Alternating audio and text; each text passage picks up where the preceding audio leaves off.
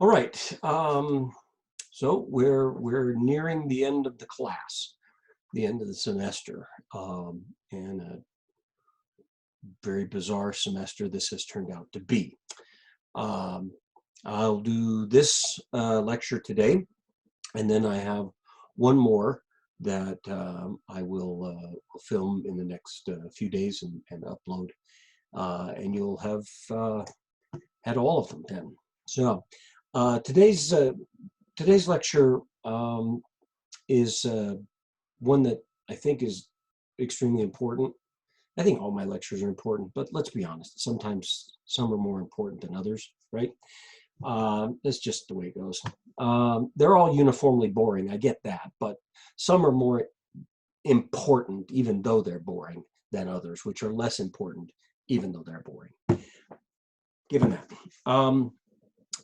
What matters in today's lecture and in the next one that I'm going to do, what's really important to me here is that we end the semester taking stock of the things we've been talking about, the history of psychology, contemporary psychology, your interest in psychology, your questions and concerns about psychology. Take stock of that in the context of the gospel of Jesus Christ. We're at BYU, and if we can't do it here, we can't do it anywhere. But I think we have to do it here. And I don't know if we do it enough here, but that's just my own opinion. But I know that at least in my classes, we're going to do it. And I've tried to do that throughout the semester with you at different times to bring a gospel perspective, a gospel grounded perspective into the issues that we talk about. Because I think that the separation that we make sometimes between science and religion, psychology and our faith, and then we separate them out as though they're two separate things, and one is private and that's personal, and that's a matter of just belief, but the other, that's public, and that's science, and that's rationality. And I don't think that's sustainable at all. I think that's a silly mistake that is not defensible, and that at least for those of us who have made certain sacred covenants, we can't affect that separation. We can't wear one hat one day and another hat another day. The gospel isn't just a set of beliefs or devotional practices. It's a whole worldview, and it has to affect how we look at other worldviews and how we make sense of them, and so on and so forth. So so it's always been important for me to bring that perspective into my classes, but especially in this class to end on that note. It was, and so, well, anyway, you get it. You're smart. You understand what this is about. But so what I want to look at today is therapy, psychotherapy. Now, that is by no means the whole of contemporary psychology. I think everybody realizes that.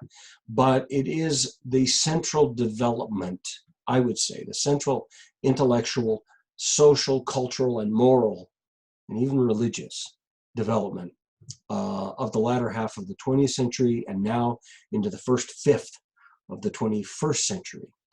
And so we need to talk about psychotherapy a little bit. We've talked about a lot of ideas that have given a foundation, an intellectual foundation for psychology as a scientific discipline, where we've laid out its intellectual commitments and the consequences. We've talked about the consequences of those commitments. We've talked about some alternative viewpoints, so on and so forth. But what we're looking at now is the kind of the practical side of things, because post World War II, right, 1950s and on, psychology moved out of just the lab at select universities and came into people's everyday lives in ways that it hadn't before.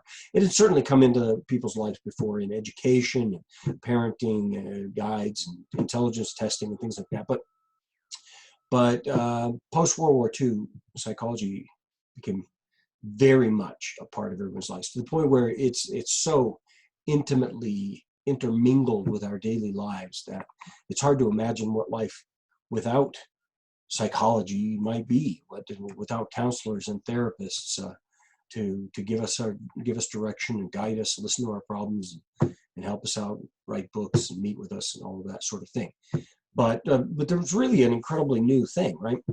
So there were clearly therapists before World War II, right? Sigmund Freud, the psychoanalytic tradition, some of the humanistic tradition starts, so on and so forth. But what happens is World War II, and this is really the short, super brief story, but in World War II, you had a lot of soldiers who were experiencing what then was called shell shock. A lot of that happened in World War I as well at the beginning of the century. But World War II got really compounded. A lot of soldiers were exhibiting psychological symptoms and breakdowns and suffering and struggling with things. And the military wasn't sure what to do. They didn't know how to handle this. And so they only had so many psychiatrists in uniform to help with these situations. So they turned and said, well, we need to get more people who know something about the human mind. Well, who do we get? Well, the other people that we don't, besides the psychiatrists, let's get the other psychology people, right? Now, those were the people who administered aptitude tests and IQ tests, right? Those are the psychologists by and large.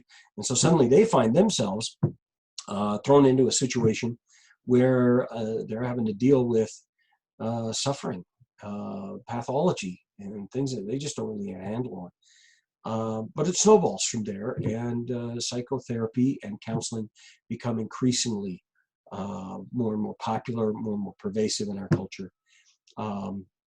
To, like I said, today, it's almost impossible to imagine what life was like, how the world operated before there were therapists out there.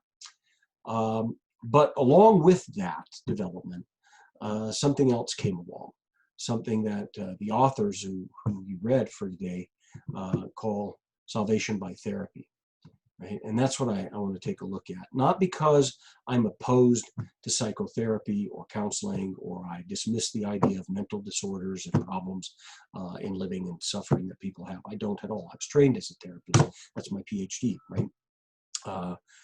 But I do think that as Christians and adherents to the Christian worldview, there are some things about the secular worldview of modern psychotherapy that we have to be on the lookout for. And that's much what your authors are. That's what they're driving at is, hey, here's some red flags, and we better be careful. We better think about this very, very carefully, or we could get lost. We could get, we could drift, right? I'm always fascinated by the imagery in Lehi's dream in the beginning of the Book of Mormon. Remember Lehi's dream? The imagery of the mists of darkness, right? I don't know how many of you have ever had the opportunity or the experience of being someplace where there can be a lot of fog rather suddenly, or mists can grow up really, really suddenly. Doesn't happen often here in Utah, but I've been in a couple of places. I've been in Japan, I've been in England, I've seen this happen. And the amazing thing about this is it happens so subtly, so almost unnoticeably. You kind of, there's it looks like it's getting a little foggy, but you can still see fine, and you're moving along and everything's great, and then suddenly you kind of, wait a minute, where am I? I'm kind of lost. I can't see very far. I don't know what I'm doing. Maybe where was I headed? I don't even know, right? And it just is so subtle and so smooth and seamless that you can get lost in a mist without even realizing it until it's too late, right? So I've always been fascinated by that imagery in Father Lehi's dream. And I think that it's applicable to this topic and what your authors are talking about, is that as Christians, as Latter-day Saints, we have to be on our guard. We have to be watching so that we don't wander off into forbidden paths, right? Not that we go chasing after it, not just wander off, right? We didn't chase after it. We didn't see it clearly and zoom over there, and then we kind of lost our way in the mist, right? Without even realizing. So attending to some red flags. Now, this isn't just Dr. Gant's beef, right? You get that all the time in class. I try to make it clear, hey, here's my beef, and here's what I'm angry about, or here's what I think is important. This one I share with a lot of folks. A lot of folks I think we should listen to. And so I'm gonna go through some quotes. This is kind of like my Kierkegaard lecture. Maybe this is a quote heavy presentation, but I hope you'll find the quotes I read and talk about to be beneficial and insightful to you. So one of the first ones I want to look at here is by C.S. Lewis, who I think is brilliant. He received a letter from a friend of his in the United States. She was going through some difficult times, and she wanted his opinion. She wanted to know what he thought about her going to see a psychiatrist. Right? And this is what he wrote back to her. Keep clear of psychiatrists, unless you know that they are also Christians. Otherwise, they start with the assumption that your religion is an illusion and try to cure it. And this assumption they make not as professional psychologists, but as amateur philosophers. Often they've never given the question any serious thought. This is one of the reasons I think is powerful is that this happens all the time. That there's often very little careful, critical, philosophical reflection on what we do and what we say, the models and the theories and the assumptions and the values that we espouse in psychology. And what Lewis is saying is, hey, be careful, because you may be investing yourself in a relationship, a kind of professional and healing relationship with someone whose view of what's wrong with you is that it's your religious belief, your religious adherence, your values there, your experiences, and those are what need to be cured. You need to be freed of those. But they've arrived at that position on your problems, not as having made a careful, sustained psychological study of the question, of the issue of faith and human nature and the experience of God or what have you. They certainly haven't typically done much theological reflection, but they just kind of dive in as the amateur philosophers who haven't really thought through the secularism and naturalism that they endorse. So keep clear, be careful, unless you know that they're also Christians. And I would add that, and that even then, still be careful, because just because they're professing Christians doesn't mean that their therapeutic approach and the values, the worldview that they operate from professionally isn't thoroughly secular, right? So be careful as you move through this. Well, that was C.S. Lewis. Let's move to some other folks you might be familiar with. Elder Boyd K. Packer had this to say: true doctrine understood changes attitudes and behavior. The study of the doctrines of the gospel will improve behavior quicker than a study of behavior will improve behavior. Now, that a lot of people weren't happy with Elder Packer when he said this, and they purposely, I think, misunderstood him. He does not say that the study of behavior is irrelevant, it's worthless, don't waste your time on it. He doesn't say any of that. He simply says that a true understanding, a deep understanding of the doctrines of the gospel offers us a kind of hope and the potential for deep, genuine healing that that can yield results that simply the study of behavior either can't or can only do partially, right? Now, another thing to understand here is that Elder Packer isn't saying if you have anxieties and depressions and anguish and these sorts of experiences you're struggling with, mental disorders and that sort, just pray more, read your scriptures 5 more minutes a day, and you'll be fine, right? That's not what he means at all by the study of the doctrines of the gospel. That's superficial, methodological nonsense, right? He clearly means something deeper than that. But he wants you and wants me, wants all of us to understand that the gospel of Jesus Christ reaches into all aspects, all areas of our lives. That it doesn't just stop at the lab door on the 12th floor of the Kimball Tower, and it doesn't stop at the consulting room door after I've hung out a shingle as a psychotherapist, right? That the gospel of Jesus Christ has important things to teach us that will improve our lives if we take it quite seriously.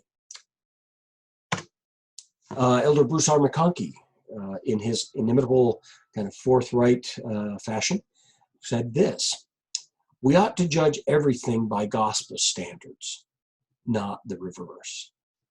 Do not take a scientific principle, so-called, and try to make the gospel conform to it. Take the gospel for what it is, and insofar as you can, make other things conform to it. And if they do not conform to it, forget them. Forget them. Do not worry. They will vanish away eventually. In the true sense of the word, the gospel embraces all truth. And everything that is true is going to conform to the principles that God has revealed." Now, what I take from here is a call to take the teachings of prophets, seers, and revelators, of ancient prophets and modern prophets, of Scripture, of the living Christ, seriously as your starting point. And then see that what you're learning in your classes and the ideas that you come into contact, do they conform? Do they fit, right? And that can't be superficial, right? For example, I would say you can't just look at Carl Rogers, for example, in humanistic psychotherapy, and say, oh, well, they were talking about unconditional positive regard. That must mean that's like unconditional love. That's okay. It's all the same thing, because it's not. Only superficially does it even seem like the same thing. They're actually radically different things. So you have to be careful. You can't look at Scripture and say, well, God, it says God's going to reward the righteous and he's going to punish the wicked. So, hey, behaviorism, reward and punish. Yeah, that's it. You got to be more careful than that. You got to be more sophisticated and dig down deep and think things through. But what Elder McConkie, I think, is urging us to do is the opposite of what much of our educational life in the university is teaching us to do, which is to take our newfound science and knowledge and the doctrines and the theories and the teachings and the research, all that sort of thing that we're getting in our secular disciplines, and use that to make sense of the gospel, to critique the church and its teachings and practices, to examine it. Now, I'm not saying that can't be viable and to do that, right? Well, make sure you know where you're starting from. Elder McConkie says that the gospel. Let's turn the lens of our kind of intellectual flashlight in the other direction, right? Let's shine a gospel light on secular theories and ideas, and examine their implications and values, and see how they pan out. Right? I had a dear friend who once said, just give everything the 13th article of faith test, right? And see how it measures up. And if it doesn't measure up to what we hold to be true there, then there's a problem. Well, Elder McConkie, I think, would agree with that. This is a toughie. This was from a general conference address back in 1969. 1969, folks, 50 years ago, right?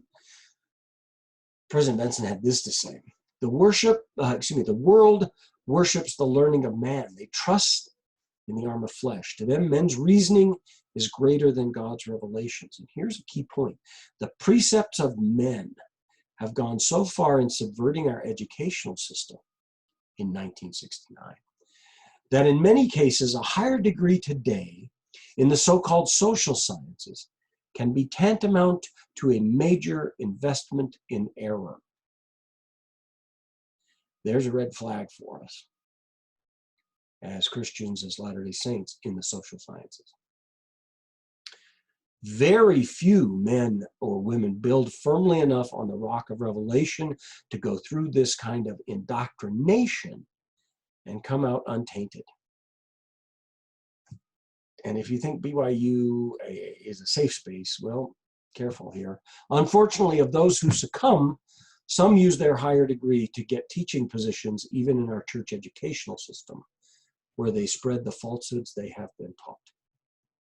Now, they may do that naively and innocently, or they may do that aggressively. I'm not going to speak to that matter. That's not the issue here. The issue is that secularism has profoundly infiltrated and shaped and guided and directed the social sciences. And we have to be, at least according to President Benson, very, very careful about this. Or we end up giving our intellectual and spiritual allegiance to a different worldview. Elder Maxwell, beautiful, beautiful language here. He says, the deep problems individuals have can only, that's a good one, only be solved by learning about the deep things of God, by confronting the reality of things as they really are and things as they really will be. Hard though this process may be, painful though it may be, it is the one true course for human happiness here and everlasting joy in the world to come. Whatever we do in our individual lives and through the influence we have on the lives of others, and if you're going to be a psychologist, you teach or consult or even do research, but if you're going to be a therapist, a counselor, what have you, you're going to have tremendous influence on the lives of others. He says, whatever we do through the influence we have on the lives of others must move us and others, them, to come to term with the deep things of God, those ultimate realities. To move in another direction is folly and misery, even if it's professionally lucrative, even if you're successful, even if there's lots of people who think you're terrific, right? It's, well, I won't get into it, but go read a little Kierkegaard sometime and you'll see how, being fat, happy, and content, successful and famous and well-liked in your profession and in your culture and society can really just be one pernicious form of misery. Elder Maxwell. I don't know of any general authority who has ever spent more time addressing the social sciences and psychology specifically and talking to us. I spent a lot of time on some things he taught in a different class, my LDS Perspectives on Psychology class, but yeah, Elder Maxwell was concerned, and concerned that we be concerned. Now this is by Austin Fair. He was a good friend, a dear friend of C.S. Lewis. I can tell you some interesting stories about him and C.S. Lewis. I won't waste the time on that, but he was an Anglican priest, and he wrote a biography of Lewis. And this was something, because Lewis is probably most famous for his Narnia books, but his influence in the world has really been through his Christian apologetics, his defense of the faith. And this is something that Austin Fair had to say that I think is really important as to why we spend time worrying about rational argument and ideas and their implications and assumptions and that sort of thing. He said this, talking about Lewis. He says, though argument does not create conviction, lack of it destroys belief.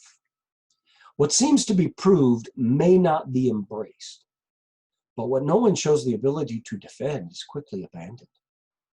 Rational argument does not create belief, but it maintains a climate in which belief may flourish. Okay?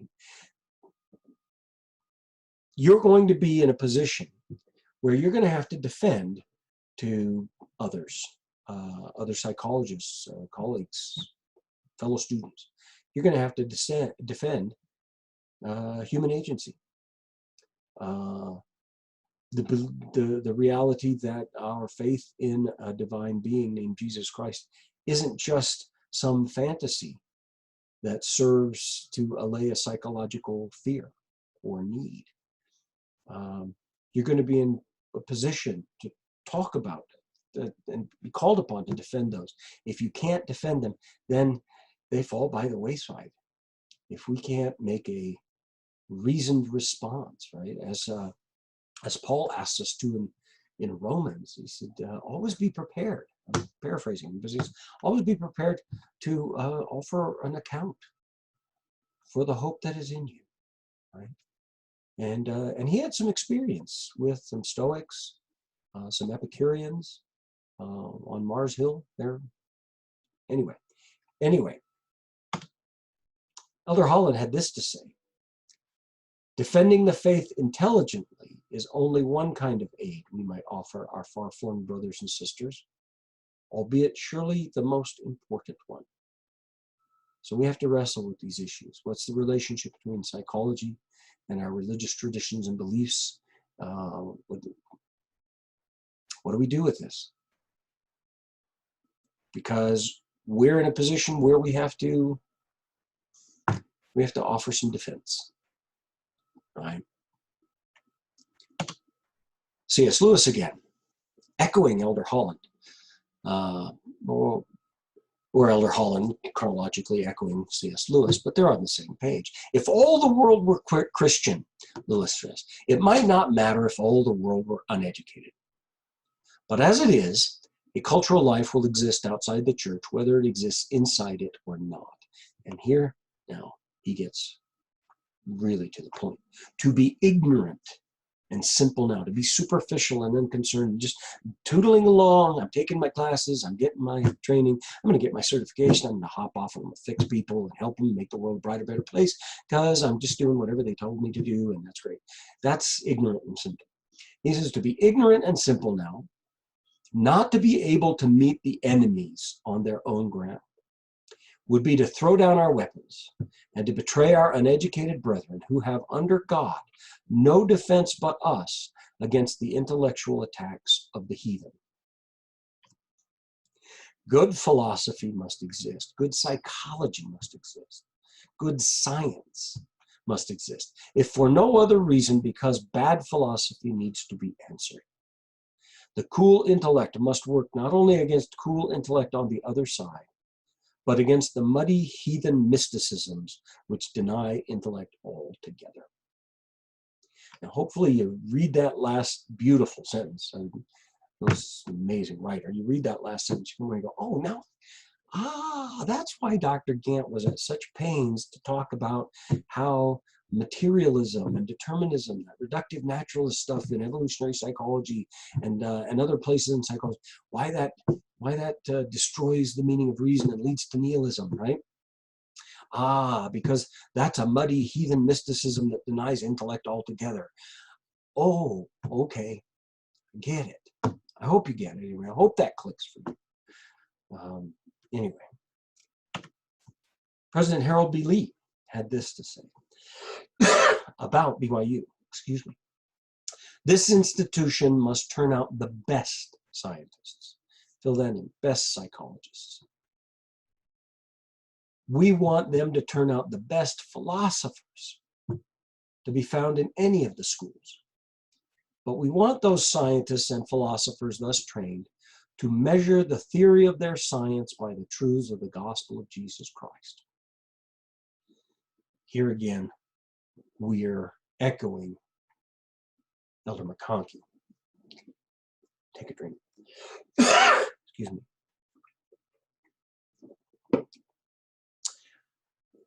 Measure the theory of their science by the truths of the gospel of Jesus Christ. If you want to get a sense on what's he mean, what are the truths of the gospel of Jesus Christ? What specifically am I talking about, right? What specifically is he talking about? I would suggest a wonderful, wonderful article by Elder Maxwell called Some Thoughts on the Gospel and the Behavioral Sciences. And he has a nice little list in there about some things. He says, you got to take this serious. These are foundational for us, right? But anyway, now for something completely different than everything we've been talking about. I'm going to change here. Now we're going to give the psychologists, some of the most famous ones, the most influential ones. Not all of them, they're not totally representative of all of psychology, I get that, but they are representative of a significant mainstream view in a thoroughly secular discipline. And their view is quite different from what we've been talking about so far. B.F. Skinner, father of modern operant conditioning behaviorist theory, had this to write in his novel Walden 2. The simple fact is the religious practices which our members brought to Walden 2, it was a kind of behaviorist utopia he was imagining, have fallen away little by little like drinking and smoking. It would take me a long time to describe, and I'm not sure I could explain, how religious faith becomes irrelevant when the fears which nourish it are allayed and the hopes fulfilled here on earth. We have no need for formal religion, either as ritual or philosophy. Fears which nourish it. The view here, the underlying view, is that your religious beliefs are really just the product of fear. Fear of mortality, fear of a lack of control, fear of the difficulty of the world, what have you. It's a psychological fear, and behaviorists have come up with a behavioral technology that rewards you for different beliefs, different actions, and you don't have to have those fears anymore. They can be allayed, and you can move into something much better. They have no need for formal religion.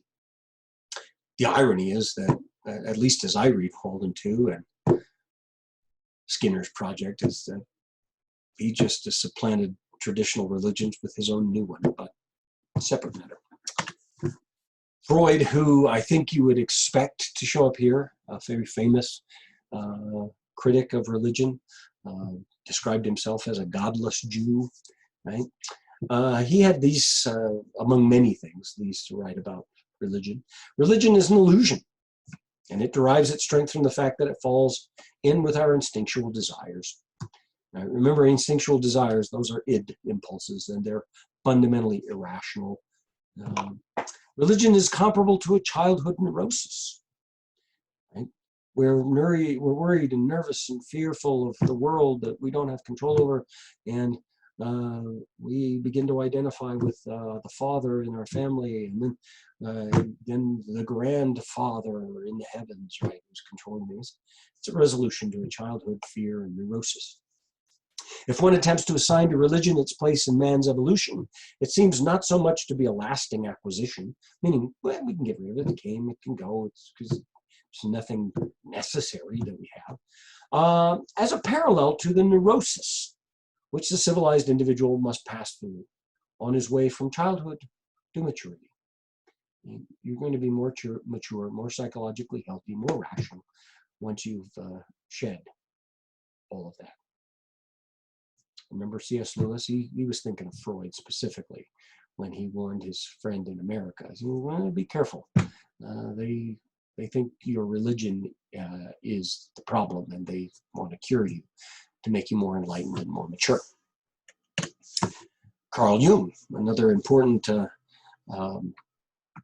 psychoanalytic thinker, psychodynamic thinker, I guess I should say, who's often seen as friendly to religion, and in many ways he is, but notice what he says here. Religions are systems of healing for psychic illness, psychological problems, right? That is why patients force the psychotherapist into the role of a priest. Confession, absolution, right? And expect and demand of him that he shall free them from their distress. That is why we psychotherapists must occupy ourselves with problems which, strictly speaking, belong to the theologian. We have to do this. We're increasingly going to take the place of the theologian, the priest, the reverend, the religious leader and counselor, right? Albert Ellis, the father of rational emotive therapy, which is the basis of cognitive behavioral therapy, he wrote an article, and he said this right at the beginning. This article will try to make a succinct and cogent case for the proposition that unbelief, skepticism, and thoroughgoing atheism is not only, I have no idea what I wrote there. I apologize. That's got to be fixed. But are practically synonymous with mental health, right? Not only good things, right? And that devout belief, dogmatism, and religiosity distinctly contribute to, and in some ways are equal to, mental or emotional disturbance. Obviously, the sane and effective psychotherapist, given that previous note, should not go along with the patient's religious orientation and try to help these patients live successfully with their religions. That would be immoral. That would be unethical. For this is equivalent to trying to help them live successfully with their emotional illness. We're going to help them get out of that. Bernie Zilbergelt had this to say: psychology has become something of a substitute for old belief systems. Different schools of therapy offer visions of the good life and how to live it. And those whose ancestors took comfort from the words of God and worshiped at the altars of Christ and Yahweh now take solace from and worship at the altars of Freud, Jung, Carl Rogers, Albert Ellis, Werner Erhard, and a host of similar authorities. While in the past, the common reference point was the Bible and its commentaries and commentators, the reference today is a therapeutic language and the success stories of mostly secular people changers. Abraham Maslow, the father of humanistic psychology. I believe that the world will either be saved by psychologists or it won't be saved at all. He gave this as the presidential address at the annual meeting in the American Psychological Association, to resounding applause. I think psychologists are the most important people living today. I think the fate of the human species and the future of the human species rest more upon their shoulders than upon any group of people now living. I suspect there's some people at the Center for Disease Control right now who might question that, say, maybe not. But clearly, Maslow felt that and saw this widely, right? To save us, salvation is going to be in the hands of psychologists, psychotherapists, counselors who have scientific knowledge, theories, and training to really, finally, at long last, in the painful, ongoing slog of the history of human beings on this planet, fix us up just right. Well, that's what we mean by salvation by therapy. That's what your authors meant. That's what they're driving at.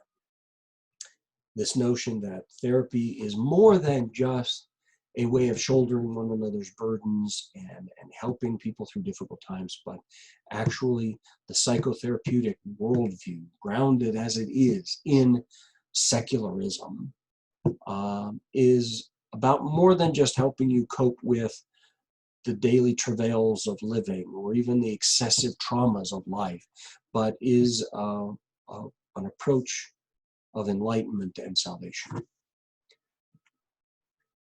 So your authors, they address Freudian psychoanalytic theory, they talk about Rogerian person-centered theory, they talk about Skinnerian behaviorism, and they talk about family systems theory. They're going to address those theories as you read, kind of outline them a little bit and show you where they're coming from, what their presumptions are, what their approach is to therapy, because all these therapies are different. They're different approaches, but they seem to be united in a commitment to a salvationism. Right?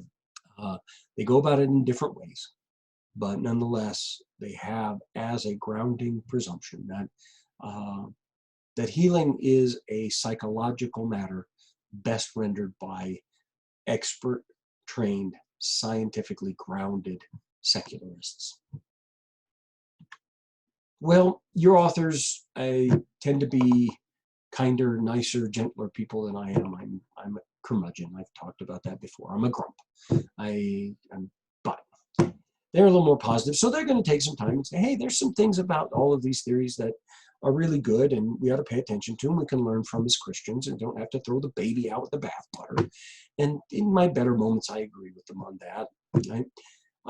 But some of the things they point out, they say, look, the integration, I prefer interface, but I won't get into the differences between what integration and interface means. But they say the integration of psychology with Christianity acknowledges what we already do. right? What we as Christians are already doing. Um, Trying to shoulder one another's burdens, to listen, to seek redemption, to seek healing. We're already there. We're not so far apart, right? There's some overlap that we can look to, and that's positive. Psychology, they say, helps us remember that salvation in its broadest sense is a process, right? It doesn't happen like that. Your problems don't disappear instantly, magically, and everything's fine, like you just won the lottery of happiness and contentment. And boom. No, it's a process. We go through this life. There's ups, there's downs, there's setbacks, there's moving forward. We adapt, we understand, we change. Psychology has that message. Most of the theories that they identify in the reading recognize that, right, to one degree or another, and that Christians know that. We recognize that too. Psychology reminds us, they say, of how closely we're connected to our past and our relationships, right? That sometimes we can get to thinking that only the moment, the here and now matters, and that I myself is all that, everything is here. But psychology, when we're up here at 30,000 feet looking down on it, right? I like to get in the weeds and find the real problems and differences, but up here, kind of charitably looking down on it, to not dismiss the discipline entirely, look down and say, but psychologists have taught us the importance of biology to our psychological and emotional lives. They do point out that our past, our culture, our situation, the environments that we're raised in matter significantly. Our relationships, who we're with and how we're with them, that matter. That it's not all just me making a free choice in this instant as an individual, unimpeded by others. No, it's not that simple. There's much more going on. And so your authors are conciliatory. They're saying, look, that's something that Christians, we can acknowledge that the psychology folks are getting that right. And we can learn from them some more. They can maybe chastise us occasionally when we're simple-minded. They say, look, something that Christianity and psychology have in common, particularly psychotherapy, is healing and a desire for health. Right? We want to help people out of their misery, their anguish, their struggles, their fears, their hopelessness. Right? Now, granted, at 30,000 feet, it looks, well, they're doing the same thing. You get down in the weeds, I'd say you get down here, you look around and go, well, how most psychologists define healing and health is very different than how a Christian might define healing and wholeness and health. But nonetheless, there is that shared moral commitment to helping people out, to, like I said, comforting those that stand in need of comfort, shouldering burdens, mourning with those that mourn, right? Doing for others to kind of guide and direct and ease those burdens. So that's shared. That's in common. Then a fifth thing that your authors mentioned, they talk about Christianity and psychology both acknowledge that human flourishing requires love, acceptance, and respect. And that's fairly straightforward. I think no matter how different various theories in psychology and various psychotherapies might be, there is some agreement, that love and being loved, loving and being loved, and accepting and being accepted, to be cared for, right?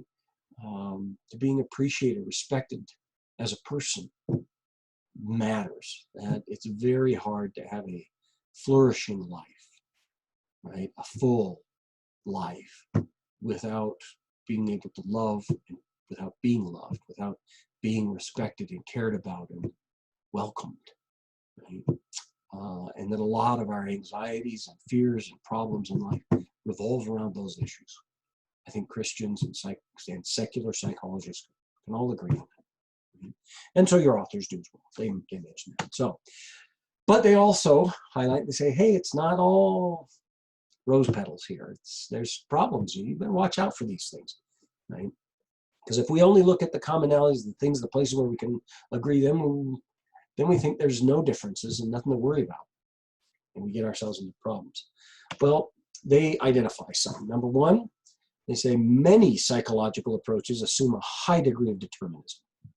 Right? And we've talked a lot in this class about some of the different ways in which determinism has been assumed down through the centuries, and how it shows up in modern contemporary psychology. And Christianity's got to have a problem with that. Determinism gets rid of the possibility of salvation and sin, and it destroys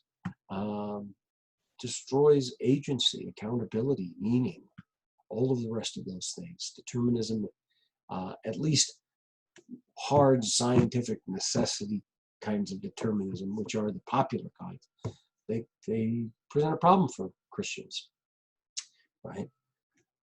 At least most Christians, maybe not all. There's maybe some Calvinists out there, dyed-in-the-wool, hardline Calvinists, who are like, no, determinism is the problem. It's secular, material determinism. Predestination, God's determinism is fine, right? So, but maybe some fatalists in other religions. But anyway, for the most part, Christians recoil at anything that denies our agency. And I think as Latter-day Saints, that's high on our list, right? Agency is absolutely vital to the plan of salvation, and we can't give that up. We have to take a stand, and we have to resist any theories, therapies, worldviews that are grounded in the opposition of human agency and moral life. Another problem that your authors highlight: psychology often assumes a reductionistic understanding of human life.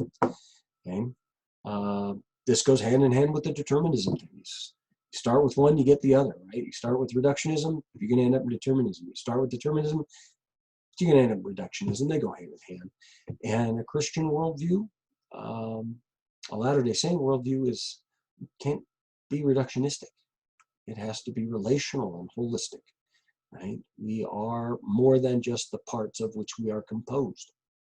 We are meaning-making, relational beings with purposes, historically situated in an unfolding relationship with one another and with God himself. Reductionism isn't going to cut it. That doesn't mean that there isn't room and time to study the bits and parts and pieces. We just can't ever reduce to that, right? I'm reminded recently of a line from C.S. Lewis's Narnia book, The Voyage of the Dawn Treader, right?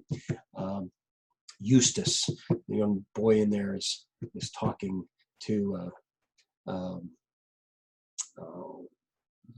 what's his name? Nada, I believe. Anyway, he's having a chat, and he said they're talking about stars, right, and the sun and this sort of thing. And Eustace gives a good secular, hard-nosed, reductionist material. And he says, well, in my world, the sun is just a hot ball of burning gases.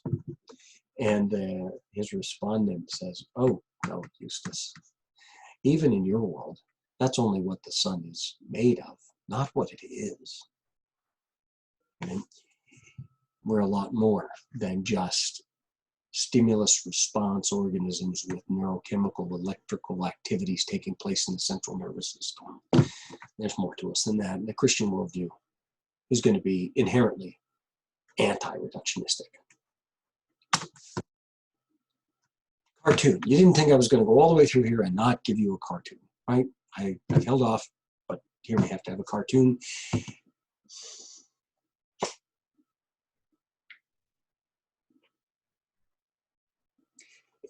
This cartoon I love because it reminds me of John Watson, who, along with B.F. Skinner, the other major founder of modern behaviorism. John Watson, classical conditioning theorist, right? He's a university professor. He's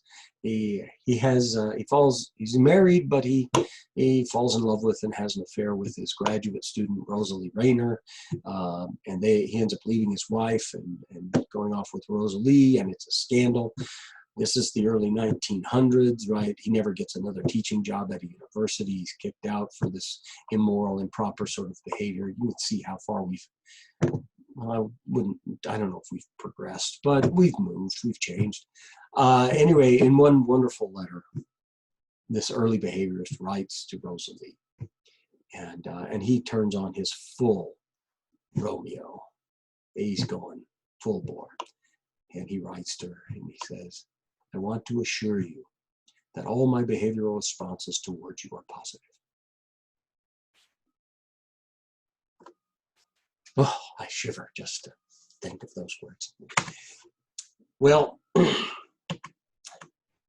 salvation by therapy reduces the human problem to merely a psychological problem, right? So the authors of the reading are saying, look, the human problem is spiritual and moral and relational.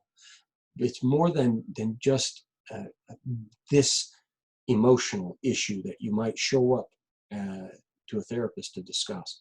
There's a deeper issue. The human problem is fundamentally a spiritual and moral and relational. Who am I?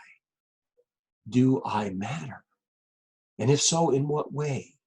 How ought I to be? What is good? And how can I know it?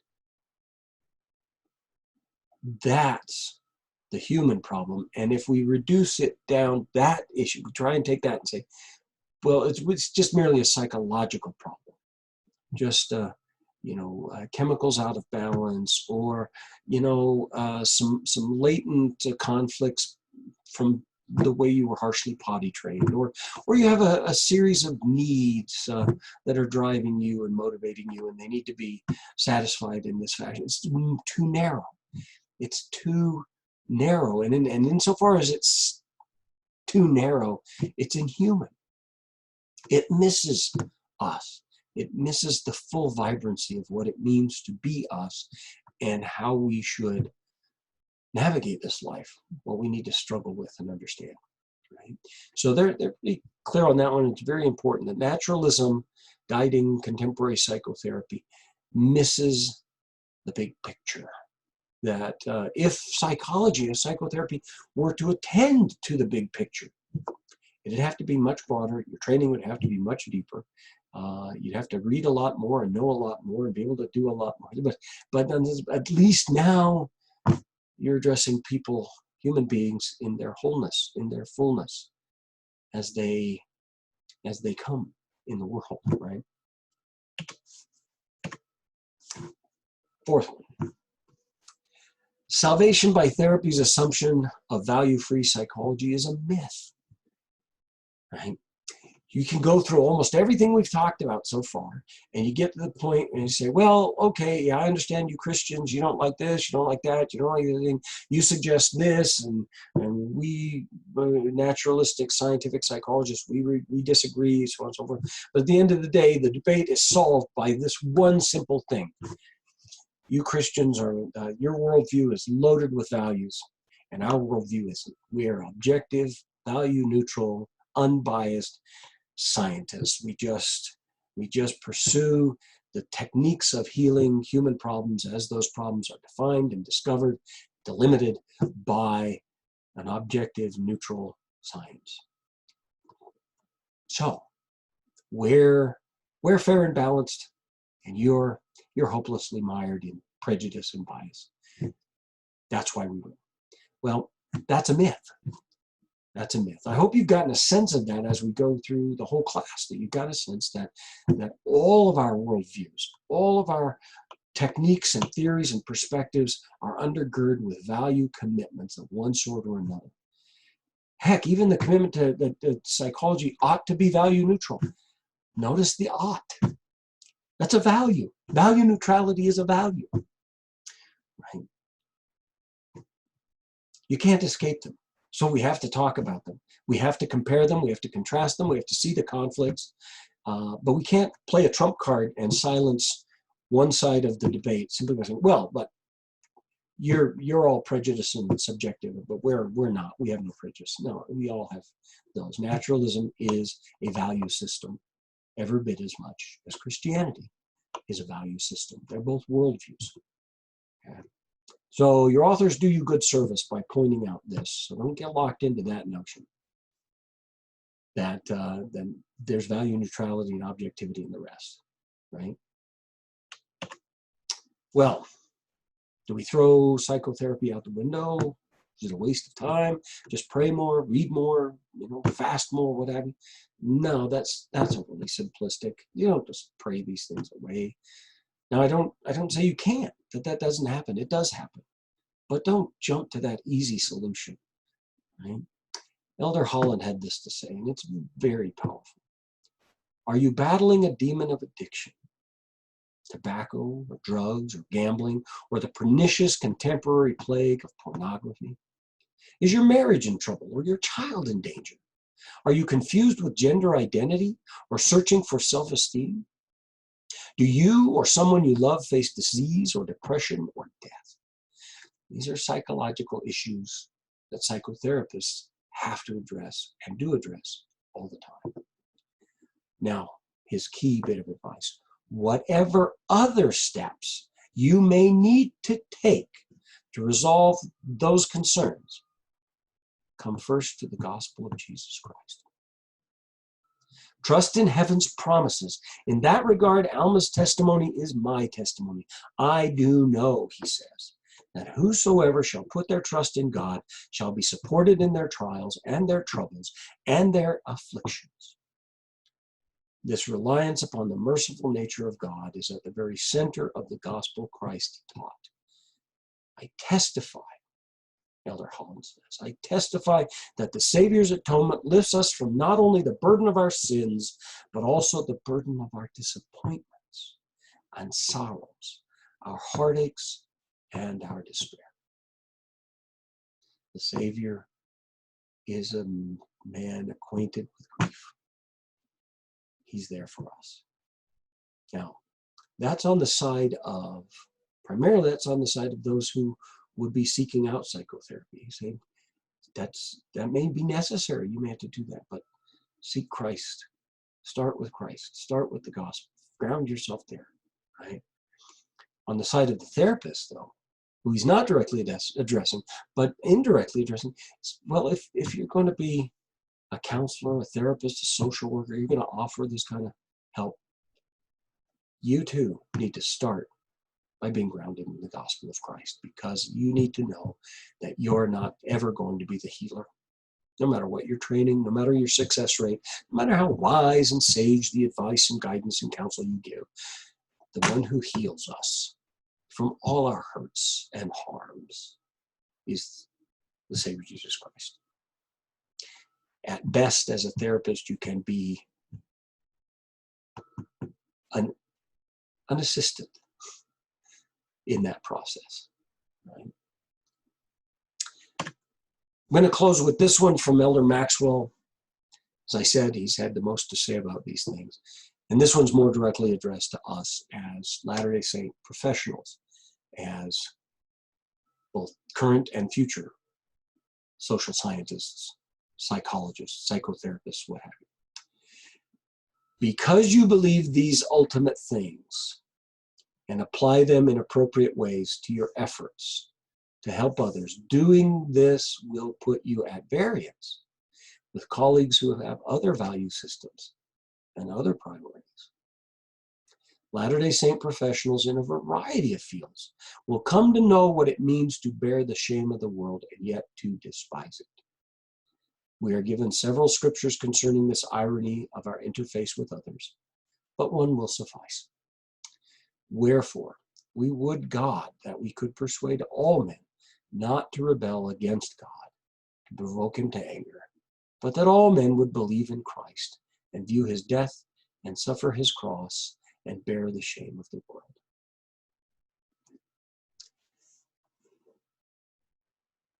Well, taking seriously the things that I've talked about today will invariably, at some point, maybe even here at BYU, put you at variance with colleagues and fellow students and others.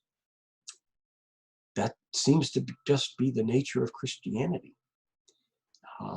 It's a different worldview, and it challenges other worldviews, particularly the secular naturalistic worldview upon which the overwhelming majority of psychological theories and psychotherapeutic practices are based.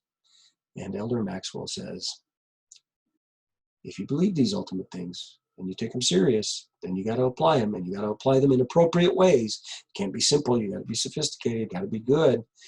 But you do that, then you're going to get some blowback. But you're also going to help in the great work of the Lord and bring souls to salvation, yourself and others, as you participate with the Savior himself in healing our psychological wounds and in guiding us to a truer, deeper, better understanding of who we are and who we were intended to be. I believe this with, I just, it's true. That's all there's, that's true, folks. It's true. And I share that with you in the hopes that you too will find some meaning and importance and uplift and inspiration in it. Have a wonderful day, and fire off those emails or make some comments in Digital Dialogue if you got some concerns or some questions about this lecture.